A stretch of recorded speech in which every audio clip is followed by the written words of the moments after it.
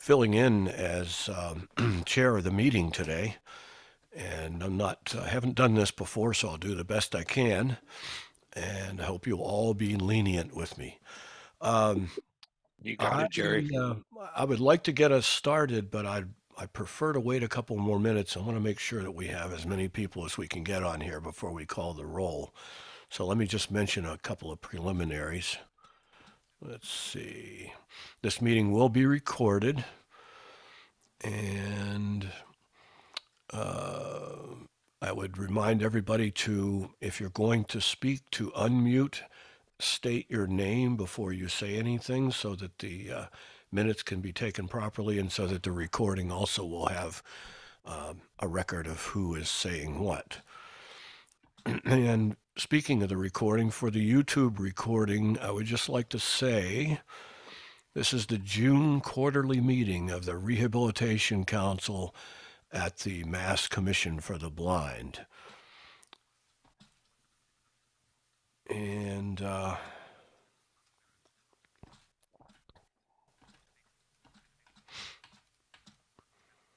if you could also say your last name, that would be helpful, even though we may know one another, as Jerry said, for the recording.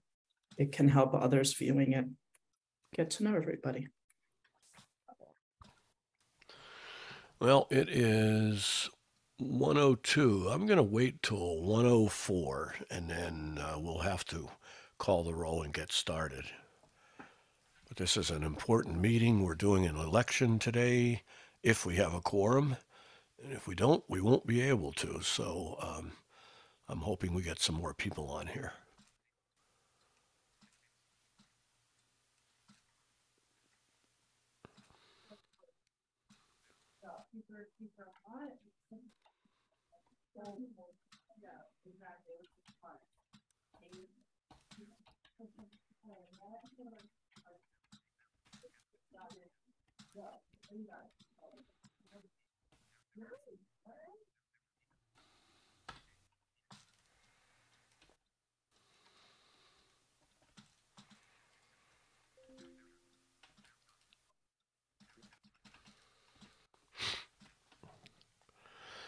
Well, Jennifer, I think I'm ready for us to call the roll. I know we don't have enough for a quorum, but if other people come on board and we're aware of it, I suppose we can add them to the list and do the roll call again or double check the roll call.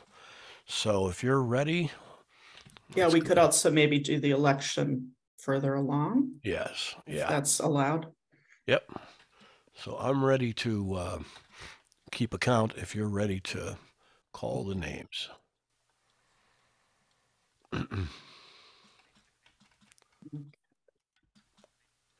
So Naomi Goldberg.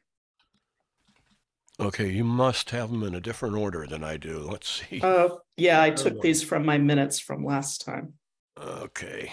Well, you know what? I'm going to call them myself then because Oh, that's fine. I'm afraid I'm going to lose track here. So the list that I got from Deanne, the first one on the list would be Martha Daigle.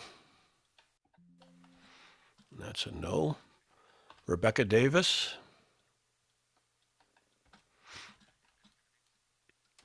That's a no. Naomi Goldberg. Jennifer Harness is a Y. Devin Meyer. And I think Martha has just joined. Yep. Yes, thank you. Martha, we're just taking the roll right now, so I'm going to add you as a yes. Thank you. Okay. Let's see. Priscilla Gomes, I think, is here. Correct, Priscilla? Yes, I'm here. Okay. Good. And John Oliveira is here. I am. Brian Switzer. I am also here. And Jennifer Whitmore. And I am here, so I'll add myself to the roll. Cheryl Scott. I know she's planning to be here, but evidently isn't on yet. that is the list of people for the roll call. Now, let me just count them here.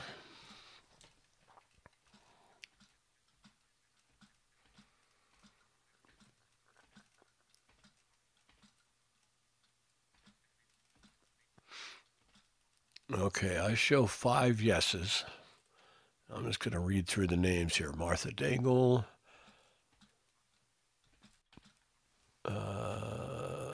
Forgot to mark Jennifer as a yes. There's Jennifer.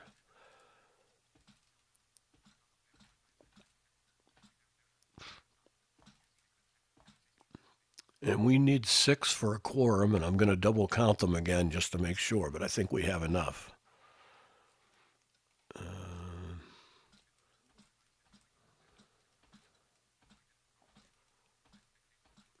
Yes, we have a quorum. A beautiful thing. Wonderful. Okay. Nice job, Jerry. I would like to welcome all the staff from MCB who are on, John Oliveira and Priscilla and anybody else who's on here. Glad to have you on with us. And can the host tell me, please, how many people altogether are on the call? 13. 13 people, okay. All right, the first order of business then is to approve the minutes from our March meeting. And before I do that, I want to make sure, Jennifer, that you got the note from Deanne asking that we amend the March minutes to show that she asked to resign as of March instead of as of May. I don't remember that note, but I'll certainly make that change. Okay, she had run it by, who did she contact? Well, I don't recall who it was, but she did ask that we make sure to change it to March so that it is correct with the record. Okay. And speaking of the minutes, I want to thank you, Jennifer, for the great minutes from March. And let's see, would somebody like to make a motion to approve the minutes from March? Brian, motion to approve. Is there a second? Jennifer, I'll second. Okay. Then I think we now have to take a roll call vote. So, and this is a slightly different list. But I'll run through the list the same way. So the first one would be Martha Daigle. Are you a yes or a no? Yes. Okay. And Rebecca Davis, I believe, is not here. Naomi Goldberg is not here. Jennifer? Yes. Okay. Devin Meyer, not here. Brian Switzer? Yes. Jennifer Whitmore is not here. And I am here, and I'll say yes. And has Cheryl Scott come on board? Okay. Okay, so our quorum is 5 for this vote. And we've got 1, 2, 3, 4. I'm recounting. 1, 2, 3, 4. I only count 4. So I believe we can continue with the meeting. We will just have to take the vote to approve the last month's minutes. Somebody correct me if I'm wrong on that, but I believe that's the case. I know the roll call, we can we can include John Oliveira and one other person from MCB for the quorum, but we cannot when it comes to voting on an issue. So now that I say that, I don't think we can actually take any additional votes unless we get a quorum. Anybody care to correct me on that or have a different opinion?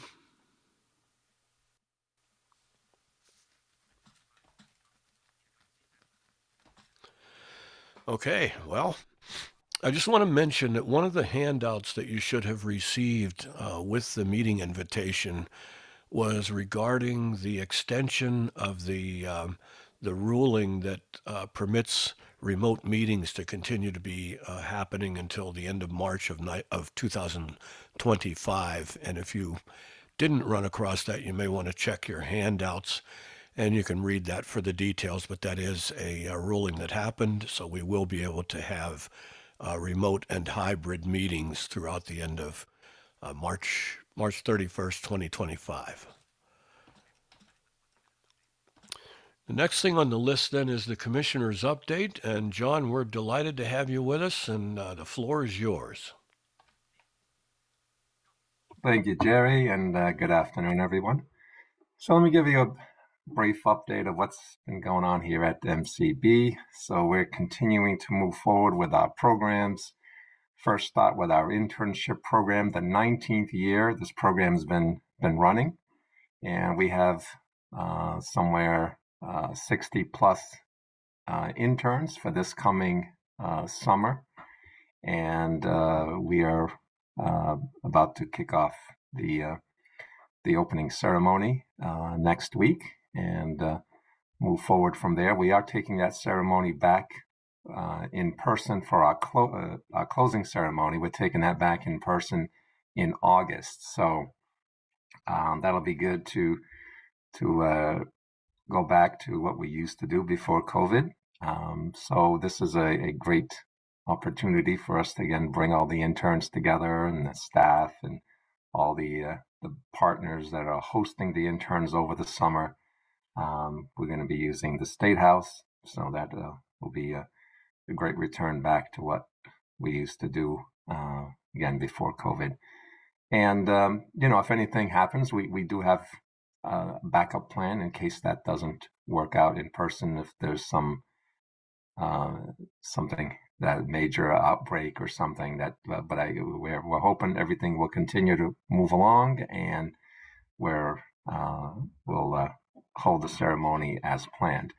So on the entrepreneurial side, the National Industries for the Blind program that we were involved with, that has been providing training for individuals who are interested in more of a self-employment type of situation, is continuing with a second group, and they've beefed up the program a little bit, added more components to it, based on what they learned from the first group that went through. And now we have several other states participating in this time around, so it won't be just Massachusetts folks. So we'll be excited to see how these individuals work out. The group from the first session that we had, the first training that we had, is still moving along. It takes a while to set up a business. A couple of them are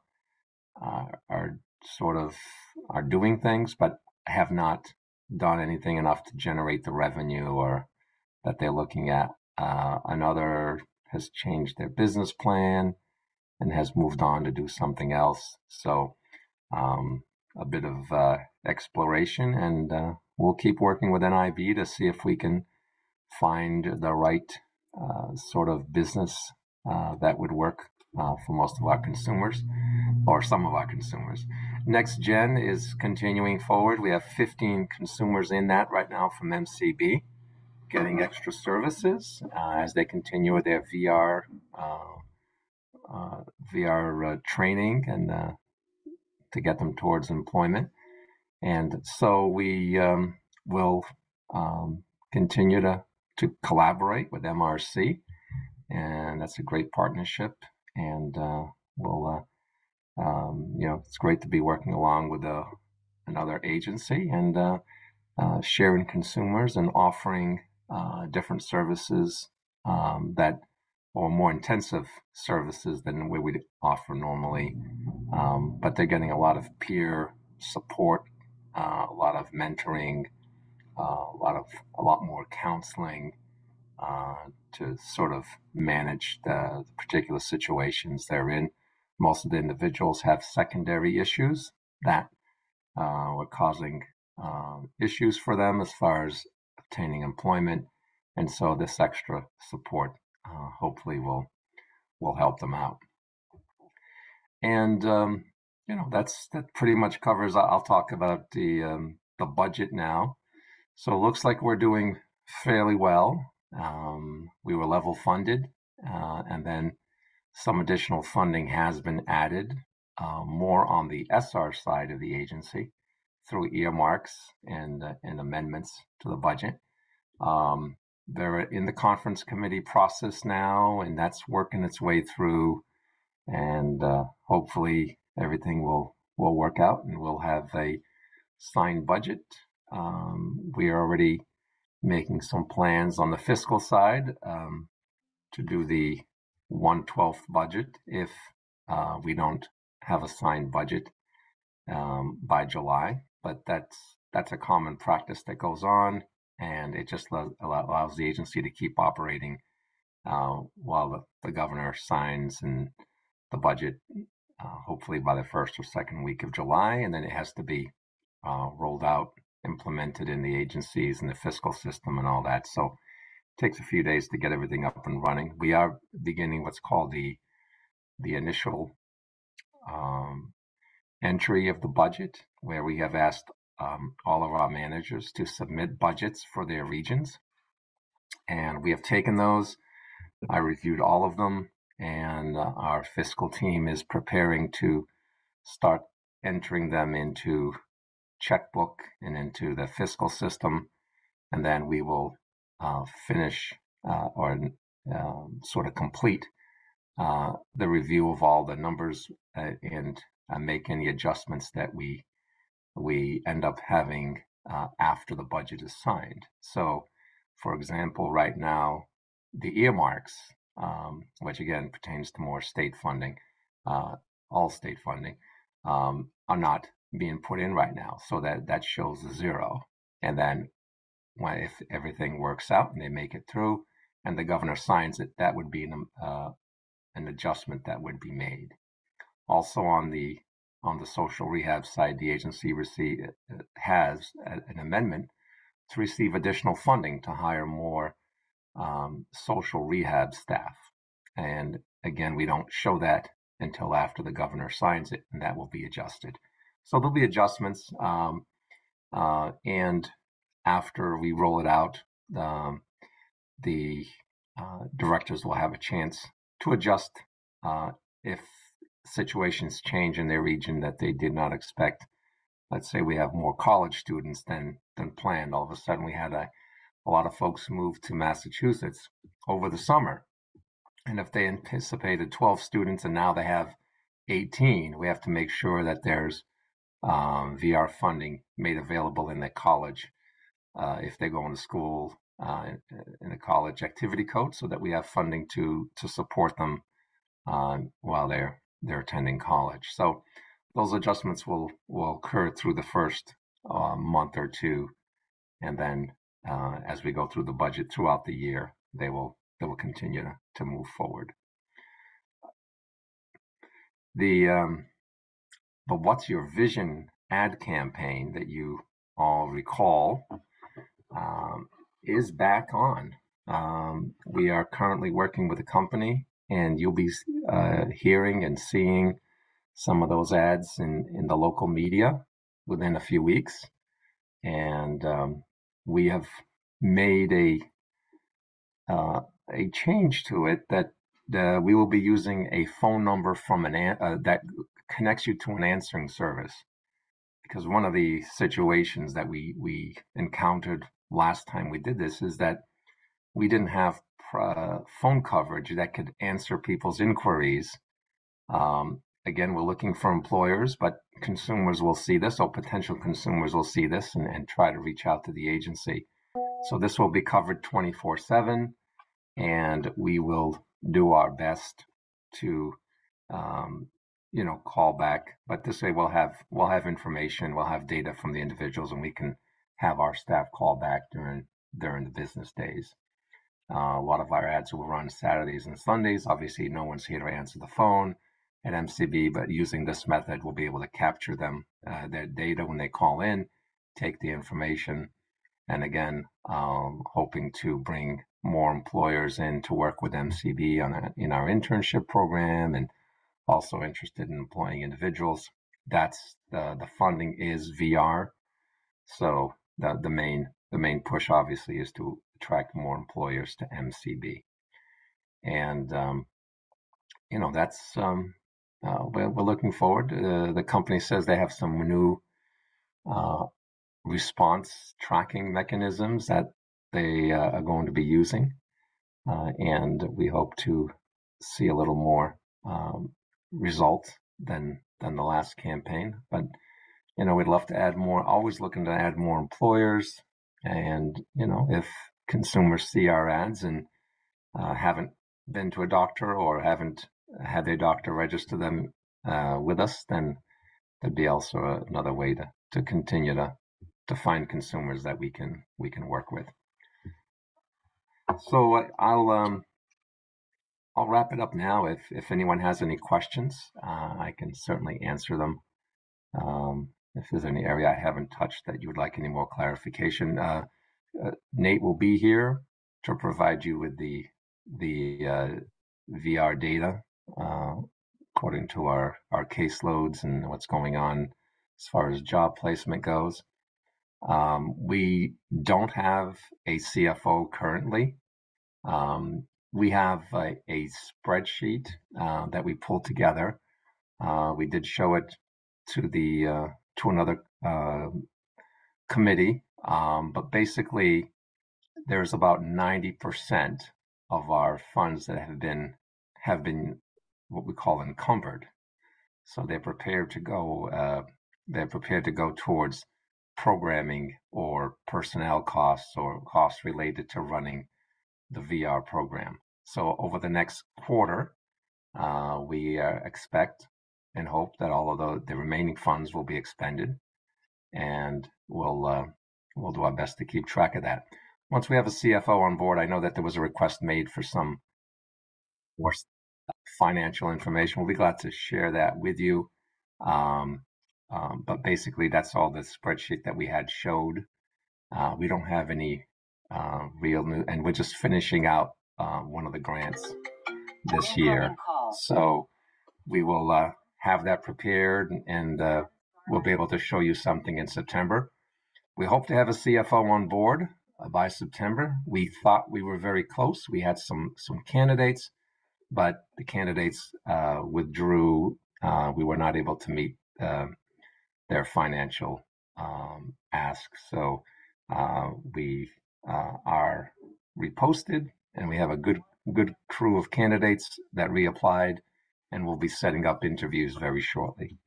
So, and I remain on as the acting commissioner, still carrying out the deputy commissioner duties and doing what I can with the with the fiscal team as the CFO. So we'll do what we can and keep going. But all the programs are running. If there's any issues at all, feel free to reach out to the agency, reach out to me, and we'll definitely take care of it. But it's we are doing well. This is Sharon Strakowski with a question from the audience, if I may. Somebody who's on the RC, let me know. Do we typically permit questions from the audience? I wasn't sure. I think we have a public section at the very end where people can ask questions, but okay. I don't know if John's going to be here for the whole meeting, so I would say go ahead with your question. All right. Actually, just a curiosity about what the enrollment is like in college this year versus last. Are you seeing more people now that COVID is sort of in the rearview mirror? So I don't have the exact figures here with me, Sharon, but that's okay. Are we seeing more? I don't think so. I think we're pretty steady. A lot of individuals were taking classes online, and those have just converted to going back to school, and others who got started just got started online, and now may continue online, and will return in September. But it is really we can get that. Nate is on the call with us. Nate, we'll take a look at that information and maybe provide that in September. But it's always been about 150 or so students that we had. The numbers are pretty much held steady. With the online options, it might even jumped up a little bit. With a lot of folks entering in at the community or a state university college level. So we'll take a look at that data and provide it in September. Great. Thank you so much.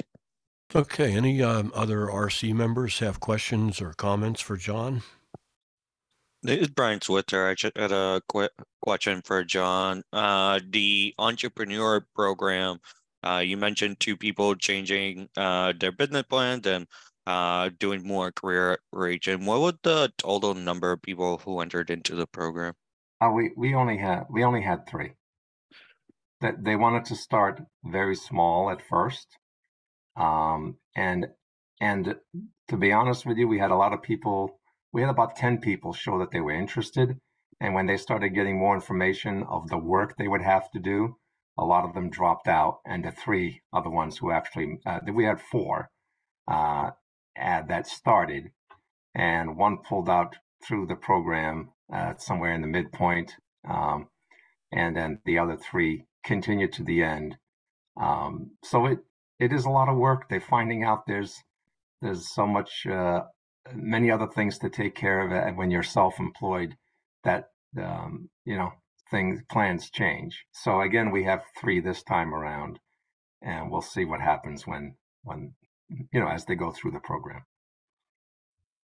John, I have a couple of questions. One would be, in your current role, how do you see the RC best supporting you? We're delighted to have a good relationship with you, and we want to keep it that way, and we want to be as effective as we can. So do you have any thoughts about what we should be doing to best support you? Well, I think the RC, can serve whoever's in the commissioner's role as a great opportunity to sort of pass ideas, be a great sounding board, maybe ideas that the agency comes up with. So right now we are doing an idea-a-thon here at the agency. We're bringing staff together in different ways, and we're floating a lot of the ideas.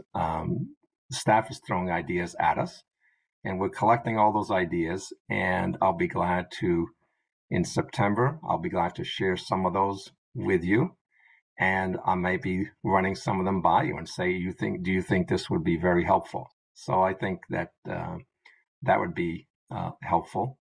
And obviously to continue to follow what RSA has directed this committee to do, and to continue to go forward and just work with Nate and make sure that we're doing good by our consumers. And a lot of you have a lot of great experience and ask a lot of great questions.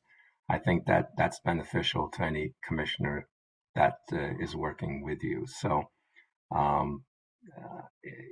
at this point, it's we are had a lot of personnel changes here at the agency. So it's a lot of training going on, a lot of sort of bonding with new employees coming in. The future of work keeps coming up in my management meetings with the secretary and other folks. It is going to change a little bit. We don't know what the future of work plan really looks like yet, but when that rolls out, I'm sure you guys will be helpful in providing advice and that sort of thing. So I think just to be here and have a good communications between me and yourselves, and we'll reach out to you whenever we need advice, and whenever you hear something good, or whenever you want to pass information on to me so we can get it to the other folks at the agency. I think that's great. So I think communication is very important,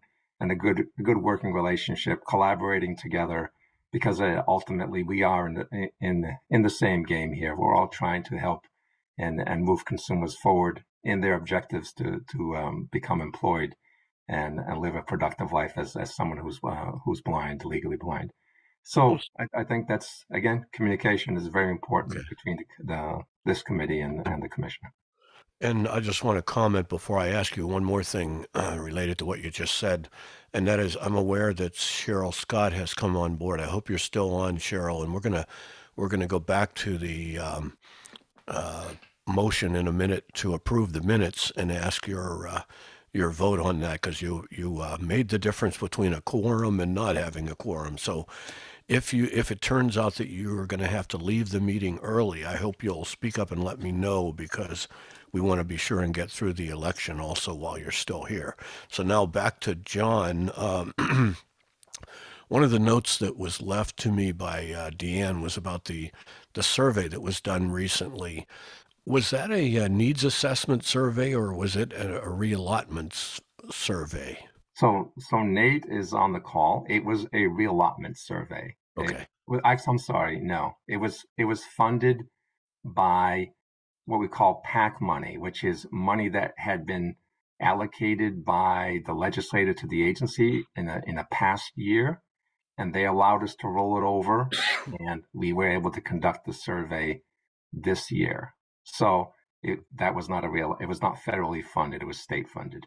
But Nate can give you all the details on that, because he was the project manager on that project. Okay. Hi, everybody. This is Nate Scrocky. Do you want me to go into that now, Jerry? Sure. Sure. It was an all-consumer survey. It went out to everybody who is registered in the agency. It had a number of client satisfaction questions, demographic questions and stuff, just to help us kind of understand where we are, where different things. And we had a great response. We had about close to 3,000 people respond to the survey, which was over double what the Mass Inc., the organization that we contracted to do this for us, expected. They expected to get about 1,500. And the last count of last Friday was 2,951. So we were really close to that 3,000 number. I did get a peek into the preliminary responses and what we were looking at, and very positive. The satisfaction questions came back very positive.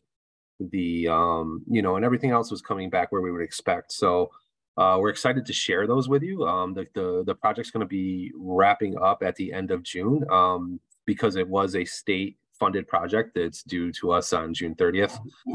They have closed the survey at this point, and are doing the analysis throughout the month of June. I'm expecting a report the last week of June to review. At that point, I will give it back to them, and they will give us the final report before 6:30. And at that point, we'll be able to discuss the results internally and then start sharing the information. Thank you, Nate. And any other questions from RC council members? If not, I want to ask Cheryl Scott. I guess I'm doing this in a bit of an unorthodox way, but we did do a roll call vote on approval of the minutes from our March meeting, with one amendment that Jennifer is going to make regarding the date that Deanne asked for her resignation to show, which is in March rather than in May. But would you care to vote yes or no on approving the minutes? Hello, good afternoon. Sorry, I'm joining late on a meeting that ran over. I also wanted to note that in the meeting minutes, my name is spelled incorrectly in some of the references. My name is spelled Cheryl. My last name is spelled correctly, Scott. And then on some of the spellings of my name, my first name is spelled with an S and not a C. So I apologize. That's something I work hard not to do. So I just added that to the beginning of my notes for today. Okay. Just totally fine. That happens all the time. I just want to. I know. I have two Cheryls I work with, both with an S. Okay. Yeah. But that's an easy one to spell check. Yeah. So inclusive of that change, I do vote to approve the meeting minutes. Okay, and while I have you on board, two other things. Do you happen to know when you're going to have to leave the meeting today? Oh, I was able to resolve that conflict, so I Ah. will be able to stay here for the whole time. Excellent. And would you like to talk about this is, I'll let Jennifer know, this is not on the agenda, but Cheryl had asked me about, to take a couple minutes to talk about the statistics dashboard. So Cheryl, would you like to comment on that? Sure. And thanks, Team MCB for putting this dashboard together. It's always great to look at this every quarter. And of course, it always, in my mind, it kind of raises more questions than it probably answers, but I think in a good way. So as I was looking through the dashboard, I did have a couple of questions that I'm happy to dive into, but I just thought we could use, since it's something that is sent to the RC members ahead of the meeting, I thought it was prudent for us to at least put it on the agenda for us to spend some time to talk about that. So Jerry, do you want me to dive into any of my questions, or if I don't know if anyone else so, has? at least maybe a couple. Okay. So first of all, I think I probably brought this up the last time we talked about the dashboard, and I can't remember what the response was, but as I'm going to kind of jump around a little bit, but as I scroll down and look at the ethnicity breakdown and the VR demographic information, I noticed that, at least in my mind, and how I'm used to seeing these demographic data, there's usually a kind of a difference between race and ethnicity. And it seems as though in this listing, race and ethnicity are put together. And generally the way I'm used to seeing it is Hispanic and or Latino is in the ethnicity category. So and then the rest of the categories are usually in the race category. So you can have someone who is, let's say, white identified, but also Hispanic or Latino. So they're not mutually exclusive, but a way it looks here on this list in terms of, like, when I add up the counts, it adds up to the number of VR clients. So it adds up to 931, which makes me think that for this ethnicity, there's kind of a conflation between race and ethnicity, and is wanted to get an explanation as to how those are tabulated and how that data are collected. Let me just pause and ask if either John or anyone else from MCB has a comment on that. Yeah, I can comment on that. This is Nathan Scrocky. Sure, Nathan, go ahead. I think we talked a little bit about this last time too, and we can definitely figure out how this should be best displayed. Yeah, the Hispanic Latino piece does come out with identified as either white Hispanic Latino, Black Hispanic Latino, or Hispanic Latino Black, Hispanic Latino white. And I may have misunderstood the last time we talked. I thought that we wanted to combine all those into one category and not eliminate that category, but I could have been wrong about that, and can go back and obviously redo that piece if that's the way it should be done. Well, I think that generally how I look at the race and ethnicity is race is one category and ethnicity is the other. So you can have two different, someone who identifies both as a race and both as an ethnicity. Here, they seem to be like a distinct count. I'm not sure if that's the case here. Does that make sense? So somebody, I guess, like in terms of how the data are displayed here, if somebody is, let's say, Black and Hispanic, how does that show up as a count here for both in the Black and also in the Hispanic category? It does not. No, if they identified as Hispanic Latino with any other demographic information, they were broken out into the Hispanic Latino. Okay, so So to be clear, if someone is identified as both Black and Hispanic, they were identified as in the Hispanic category and not in the Black category. Same with white. Yep. And same with white. Okay, so I would suggest that we separate those two. Okay. Yeah, I can definitely do that.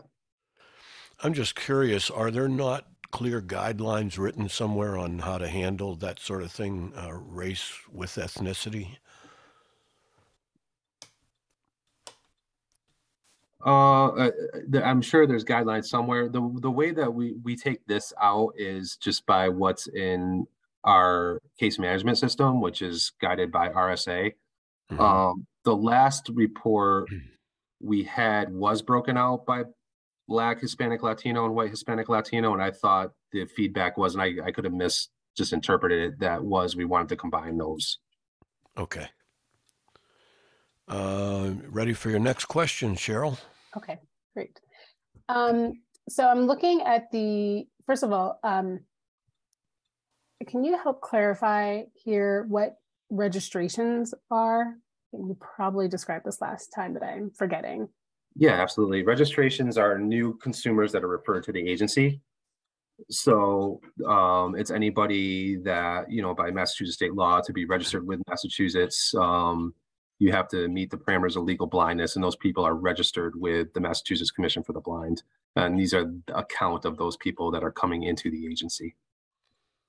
Okay, that's helpful. And might be helpful, I don't know if you can just add a tab that has like a glossary that just defines these terms so that we're clear. I got a little confused. But again, this is just me not necessarily being able to keep track of some of this information that you, I think, have conveyed verbally in these meetings. So I'm just wondering, for this year to date, the registrations is 780, which seems a little low compared to the at least last year's numbers. I don't know, but last year also seemed kind of, at least 2022 seemed pretty high. I'm just wondering, is this like typical in terms of trends around the number of registrations? Are we seeing is there a reason why the number is like lower? Or is there some kind of other factors that are at play here? Yeah, I think last year was a little bit high because we're coming out of COVID and more people were kind of getting out to see their providers, and more people were being registered in 2022. I would say 2020 and 2022 were probably lower because of the COVID situation and people not getting out to the doctors. And this year, 780, we're probably trending towards, so this is the beginning of June. So, we're probably trending towards 1800-ish. So I would say that's more in line to what we would expect at this point. The trends go up and down. It depends, the overall trend has been decreasing over the years just probably because of modern medicine, and less people being diagnosed as legally blind. But I would say the 780 number this year isn't a big surprise. It's probably aligned about where we would expect it to be, with the 2 years of COVID being lower and last year probably being a little bit higher with people getting back to see their providers. Okay, and that's both SR and VR, the registrations? Like the Yeah, referrals, is it both? Yeah, that's everybody coming into the agency. So that's before the referral process takes place. That's them being registered with MCB. Once they're registered with MCB, the referrals will go out to either VR or SR, depending on the consumer's goals. Great. Okay, that's helpful. Thank you. Just trying to get some context for how we can look at these numbers. And then I think my last question here is around the MCB closed cases. And Sure. I'm looking at the VR cases. So it seems like, I guess I don't have a question about the number, but I'm just wondering about, so the closed cases this year is 118. I don't know if that means that we're kind of on track for where we were for last year, or maybe it's probably, I think these are fiscal year numbers here when it says 2022, Yeah. 145, is that fiscal year or calendar year? Yeah, that's fiscal year. Okay. So can you just explain a little bit in terms of like what you're seeing around like why it seems the number for closed non-successful or other non-successful is higher than it's been in at least the previous few years, and maybe it seems to be on track to be higher than 2022, 21, and 20. So can you maybe provide a little insight into why there's so many closed cases under the other non-successful category? Yeah, I think it's more in line to years before COVID. I think we saw a little bit of a flip with the COVID climate and kind of the situation we were in, with many more opportunities arising for telework. One of the big barriers for people with visual impairments is transportation. And during the COVID years, we saw some of those barriers dissipate and more opportunities arise because of the COVID situation and employers being more open to telework. And we saw the numbers go up a little bit during those years for VR in particular. So I think that's where we're seeing a discrepancy in the numbers from those 2 years and coming out of those years to this year. I think we still got about a month to go. We'll still see some more successful closures. And we'll see some more non-successful. But if you look like 2020, and I can bring up the numbers, maybe it'd be interesting for us to look at their next meeting, kind of going beyond that of the trends. But I think this year is kind of, and John, you might be able to add more to this, but I think this year is probably more aligned to a regular year of what we would expect of years past before we kind of hit this COVID situation. Okay, that's helpful. What are some of the reasons why a case would be closed in categories under that other non-successful? It could be a number of different reasons. It could be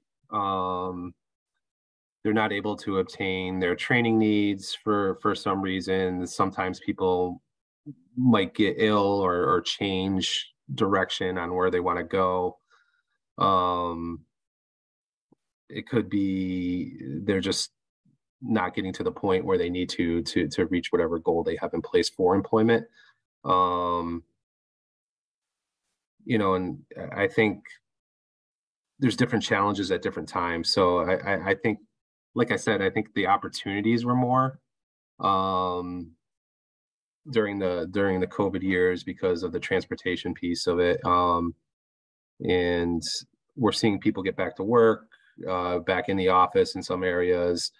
The other piece is we just did a study which was interesting on looking at kind of different employment opportunities that are going to be more prevalent coming up as we progress in years, and some that are going away. And it could be that some people were in jobs that they're no longer needed in, so they had, they're shifting to a different career. So there's so many different factors. But I'd be happy to maybe in a future meeting talk about this whole thing, because I think we could go pretty deep into it.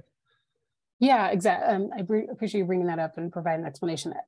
To me, I see that this is probably the area where, as an RC, we want to kind of delve into a little bit deeper and explore a little bit further if there are opportunities to bring in some more either policies, programmatic support, whether it speaks to maybe some further enhancements in the service delivery to look at why folks are not successfully getting into jobs, and what can be done in terms of the system infrastructure to help support people obtain their employment goals. I'm sure, I know you all at MCB are doing an incredible job, and you all do. You gather really incredibly, you gather really great information and data. So I think it's just helpful to bring that forth here in these RC meetings, so we can kind of talk about that in terms of how, as a council, we can support the work. Yeah, maybe absolutely. In a future meeting, providing a little bit of a deeper dive in that area would be my suggestion.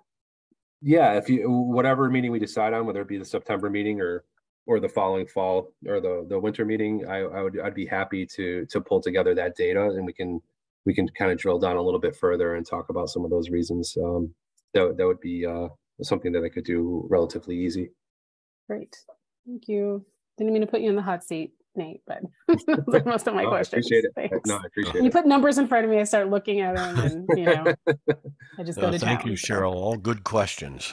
No, I appreciate the feedback, and it helps us develop this communication going forward. So, no, it's great feedback. I appreciate it, Cheryl. The one other piece too, sorry, I would say in Yep. terms of demographic information, can we also get a breakdown on education level 2? I think that would be helpful. Yeah, I can do that. Yep, absolutely. That'd be great, thanks. So do you want, Cheryl, are you looking at the education for the open cases? Will we have open or? Well, just whatever we'll see here under the VR demographic information, you have it broken by ethnicity. Yeah, those are all our open race. cases. Yes, Yeah, I okay. think the open cases. Yeah, Sure. just to kind of Okay. get a sense of. By the way, that spreadsheet is very readable with a screen reader. I don't know if anyone has had trouble with that, but I find it pretty easy to manage, and that's a beautiful thing. Yeah, I appreciate that, Jerry, because there is some time that goes into thinking about that, and I know there is some graphs in there too that might confuse that, and that's something that we can always remove or keep in there. But I do appreciate that feedback. Yeah, I would say for a screen reader user, stay on the main page. Don't go to the charts and all that. Yeah. Because there are a bunch of other tabs on there, but the main page is where the data is, and it's good, quite readable. Okay. Got one more thing to cover, and then we'll go to the election. So if you're still here, don't leave, because I'm very concerned about us having a quorum for this. The next thing is the Executive Order 598, and the BSCB had contacted the Disability Law Center to discuss concerns about the executive order that was changed under the Governor Baker administration regarding the makeup of the RC. And the Disability Law Center has pointed out some things that seem to be inconsistencies, and it's been recommended that a letter be drafted to send to Governor Healy sooner than later. And BSCB and the DLC are involved in conversations about that. But I just wanted to mention it. There was a handout that you received about it, but I want you to be aware of it. And I'm wondering how we could funnel any thoughts that members and others may have on this topic. Is there someone, John, at the Commission for the Blind that thoughts should be forwarded to regarding our feelings about the makeup of the RC and what this new executive order, if we get a new one, should look like?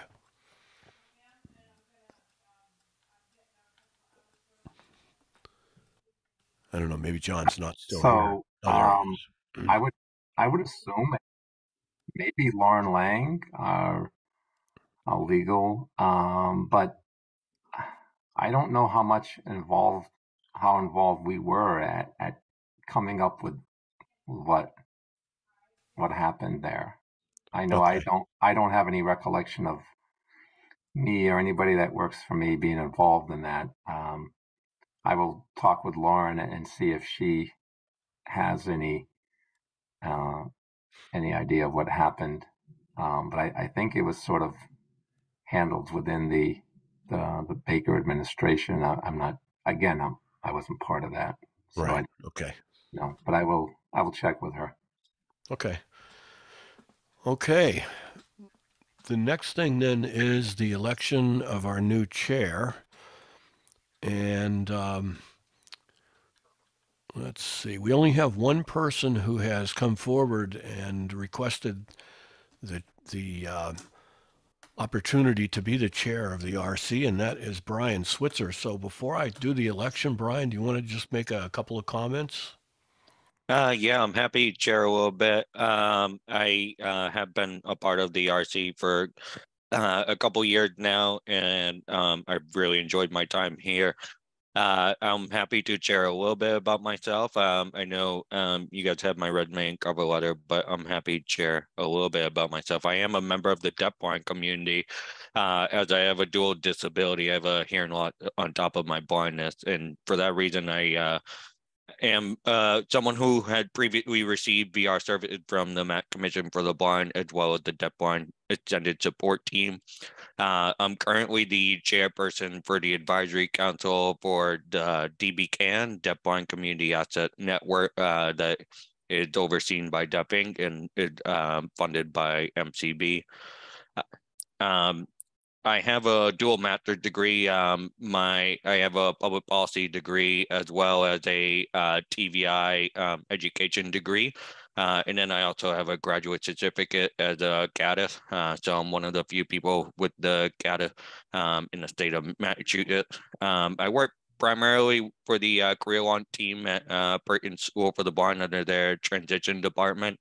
So the students I work with are people who are transitioning from high school and then are seeking VR services and looking for work. And so I help support the training side of things. And so we develop trainings and work with people across the U.S. Who are seeking to work, who are blind and visually impaired, as well as multiple disabilities.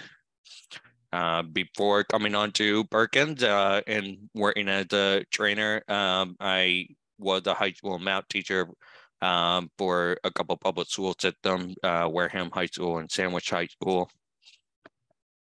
I have 3 published books.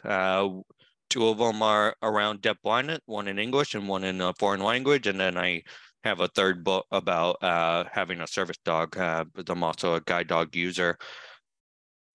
Yeah, that's really it. I would love the opportunity to be the chairperson. I think we could build a more collaborative relationship with John. I know John and I have had meetings in the past, and I would love to continue working with him moving forward. I think we can make some changes. I think the makeup of the RC is another pivotal issue that we need to figure out as we move forward. I'd love to see we currently have 5 vacancies. I'd love to see those filled. And I'd love to see more representation across different races and ethnicities. We've been able to do that with DBCAN, and that's an even smaller incident population than blindness. So I definitely think we could do it working collaboratively with the governor's office as well as MCB. I'm happy to take any questions if people have questions. Well, let's not do that now. Let's have the election, and then you'll know for sure where we stand. So I would like to call for nominations from the floor, and the rules require that I do that 3 times. So are there any nominations from the floor for chair of the RC? Are there any nominations from the floor? Are there any nominations from the floor? Okay, hearing none, I'm going to do a roll call vote, so I would ask that all RC members unmute yourselves, and I'm going to go down the list, and I'll put an N or a Y in front of your name. Martha Daigle? Yes. Rebecca Davis? Naomi Goldberg? Jennifer Harnish? Yes. Devin Meyer? Brian Switzer? Yes. Jennifer Whitmore? And Jerry Barrier would be a yes. Cheryl Scott? Yes. Okay. All right, let me just count them up here.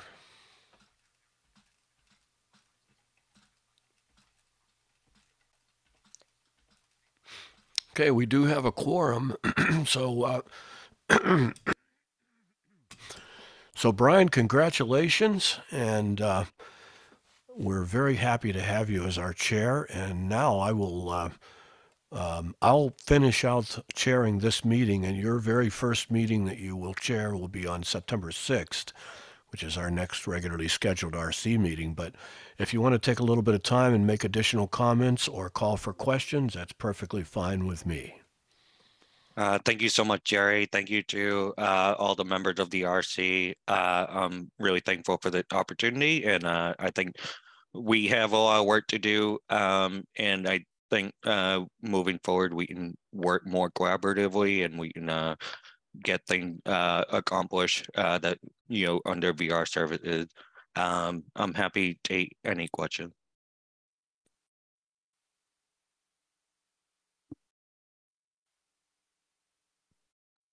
And Brian, I know that Deanne has expressed willingness to share documents and files with you and to guide you a little bit along the way until you get your feet wet in this new position.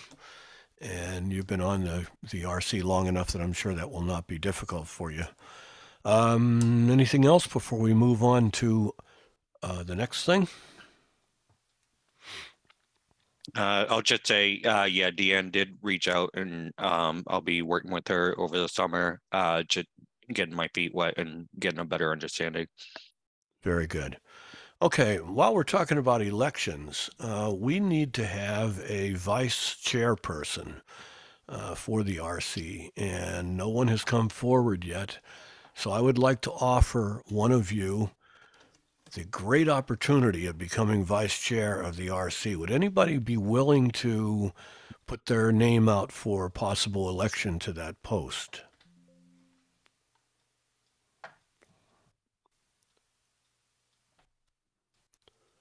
Now, I know probably everybody has raised their hands and just isn't saying anything, but in reality, we really do have to have a vice chair. It's one of the requirements for the RC. So it would be wonderful if somebody would step up and be willing to take that on.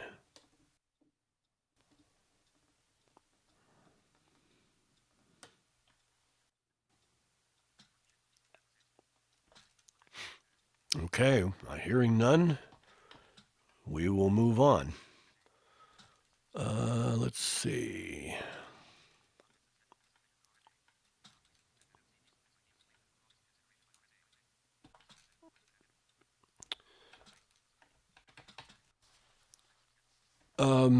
There was an item in the notes that I got from Jennifer regarding reallotments and possible input into what kinds of things reallotment funds could be used for. And John, am I correct that I think Deanne said that that you may be willing to accept input, and when exactly does that information need to be in for what you request for reallotment funding?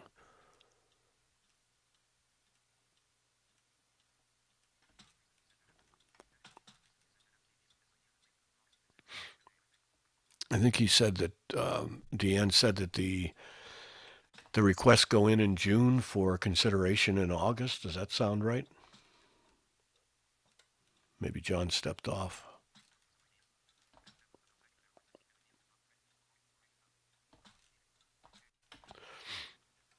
Okay, well, we will go on to the next thing then.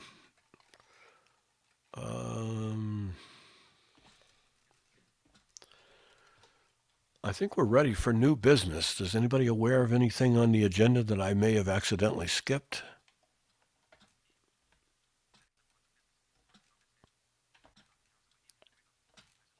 No. Okay, what about new business?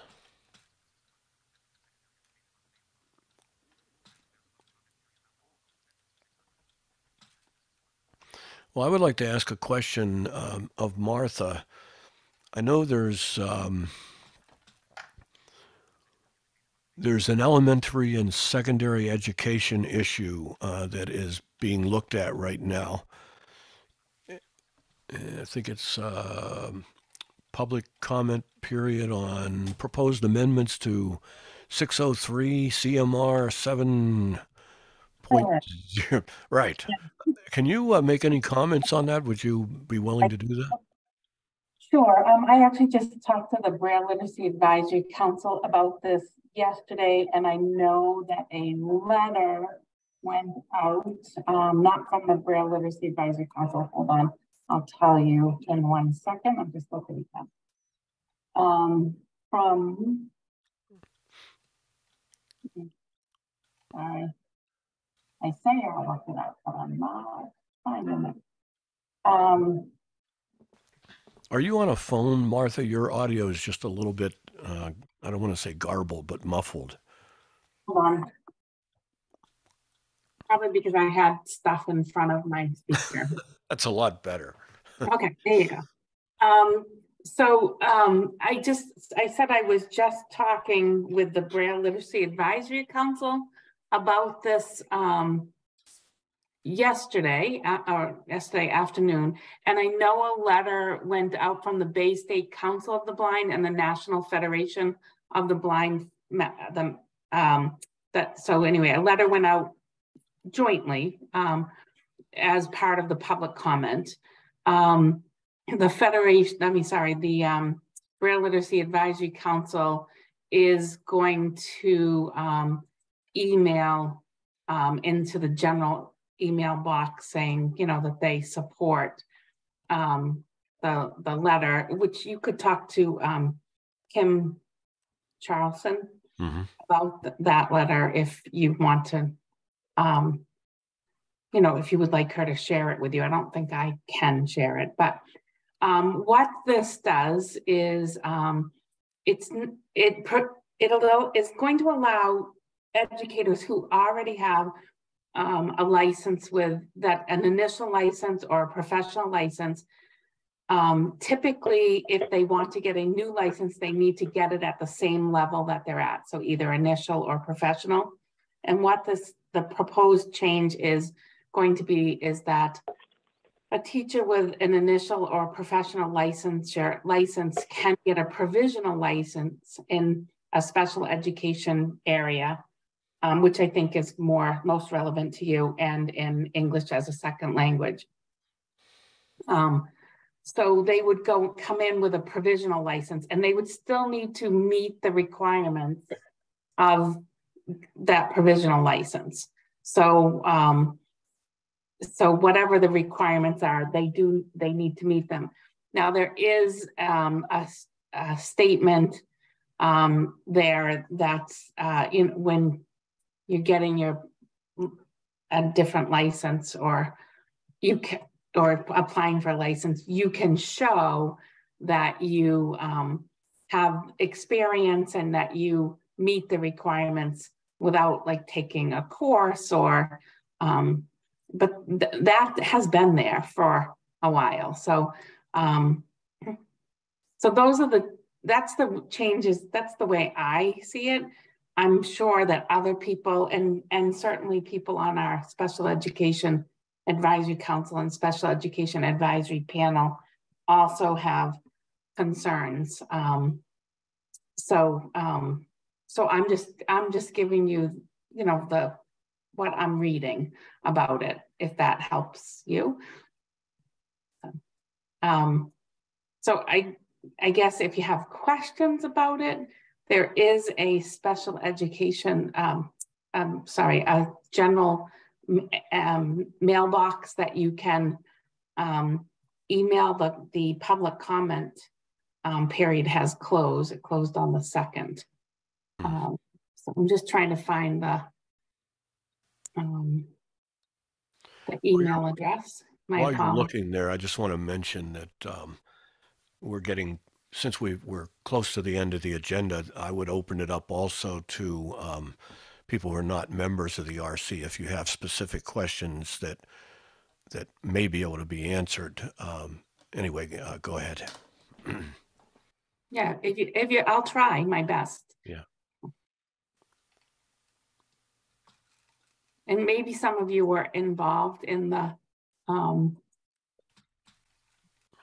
writing of the letter with Kim Charlson, but oh,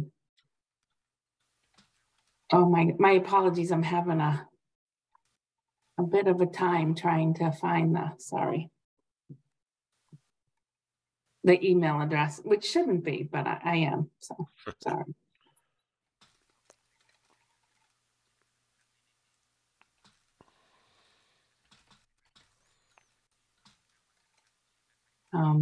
It is, again, just a general email. It is not part of the public comment. You would be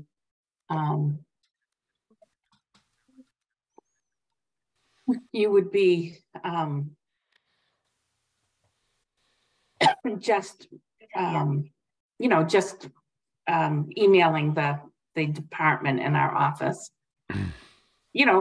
That's if I can find it. I just had it up. I don't know. Well, we can always go on to something else and you just jump in if Yeah, you sure. Okay. Gary, this is Jennifer. If yes, I can ask a question. Sure. Jennifer Harnish. I'm just wondering, you mentioned the provisional requirements for the position. Do you have some examples of what those would be for someone who's applying to work with students with visual impairments? Sure, let's see. So,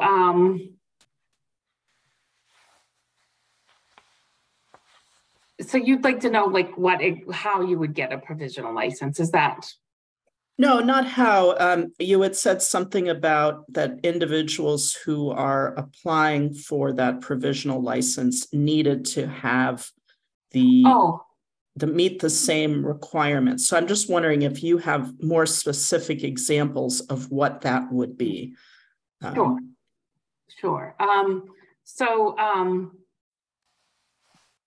Yeah, let me,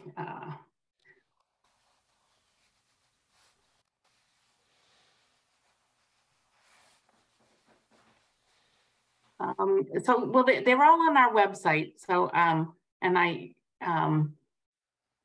so for a TVI, for example, usually it's, you need to know Braille, you need to know, how to teach Braille, not just know about Braille, right? So we talked about this yesterday as well, that, you can't just take a, like a Braille history class and say, I know all about Braille, right? So, so it's pretty specific. You need to know about teaching Braille and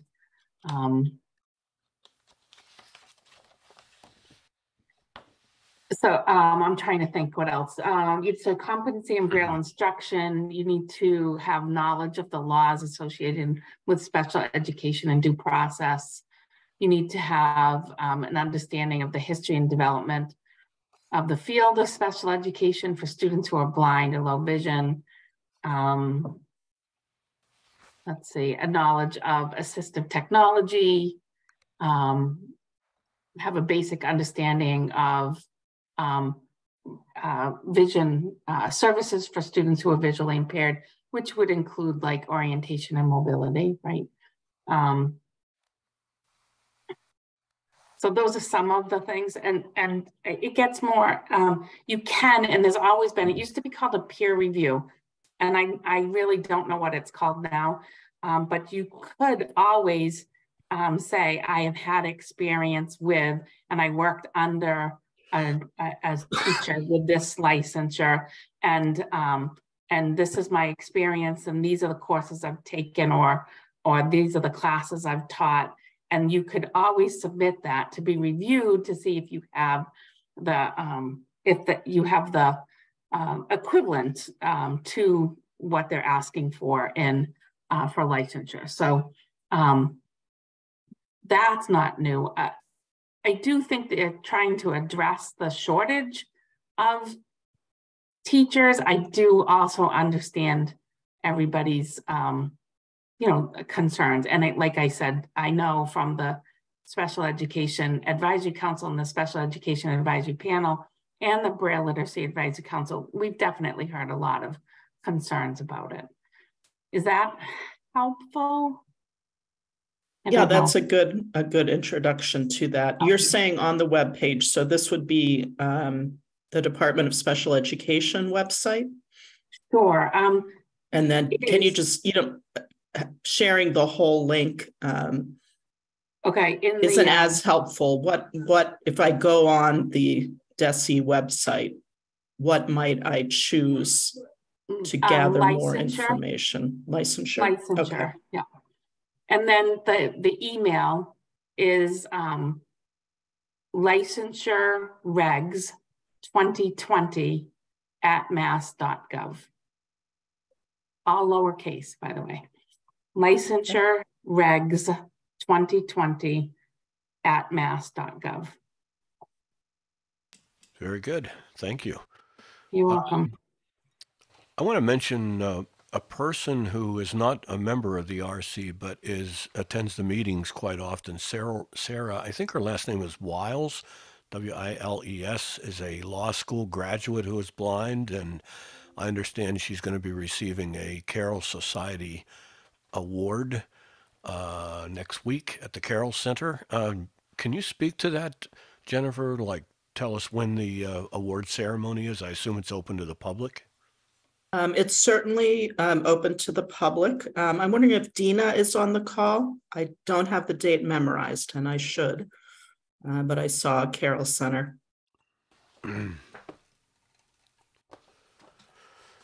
Yeah, I think somebody called Carroll Center and left a little while ago. Good afternoon. I know it's the 15th, Okay. which is a Thursday, and I believe it's at 3 It is the p.m. 15th at 3 p.m. Okay, thank you. at the Carroll Center. Great. Yes, please come to the Carroll Center for that event. So I always find it to be a very moving event to Yep. hear about the paths that individuals have taken in their vocational journey. So congratulations to Sarah, and I assume she knows about the award. I think they do. People do know about them ahead of time so that they can get them there for the ceremony. So that's great. That's wonderful. John, there was something I was going to ask you earlier. And Sorry, I had to grab a call. You asked about the projects, the reallotment projects. Yes. Yeah. So were Providing you input. asking about past, or are you talking about future? Future, about being able to provide input, suggestions Okay. as to what might be So, considered. so at some point, maybe late June, RSA, late June, early July, I think it's late June, RSA sends out an email asking us to submit any ideas for possible projects. Those have to be turned around and submitted back to them by early August. So it's a quick turnaround time. It's very fast. If there are ideas that people have now, they could certainly submit them to your chair and send them to me, or send them to me directly. And remember, it has to be an idea that is vocational based. It can be, any sort of situation, but without having it in front of me, and we have to write it up and make sure that it works. And then we have to have contract managers at the agency that are willing to take it over. So therefore, it's an idea, but it involves a lot of work, as Nathan Scrocky can attest to it, because he volunteered for many of them. And it requires you to do extensive work with the consulting firm that gets the contract. It requires writing up the RFR, requires evaluating the RFRs, awarding the contracts. So I know that previously we had some years we had 22 different projects. Believe me, all the contract managers were stressed out trying to keep up with the work and keep up with their jobs. So I'm not interested in putting forth 22 ideas. But yes, if there's any idea that committee wants to get together or throw out to the chair and to myself, we'll certainly consider it. And then we'll do a write-up, or we'll contact the person and ask them for more details on it, and we can do the write-up then. Okay, and while you have your mic open, the consolidated state plan, I'm not real familiar with that. I'm just reading notes here from Deanne, but are there people in place who will be taking the lead on that? now that Tricia Hart is no So longer. Nathan Scrocky is taking the lead on that. Okay. All right. Well, we're pretty much at the end of our agenda. Does anyone have any other new business items?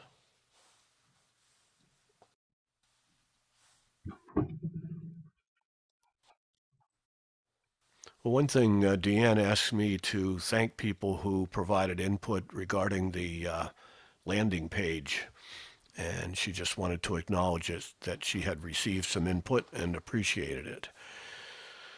Okay. We'll open it up now for comments from anyone who is or is not a member who happens to be on the call. Feel free to unmute yourself and speak up if you have a question or a comment.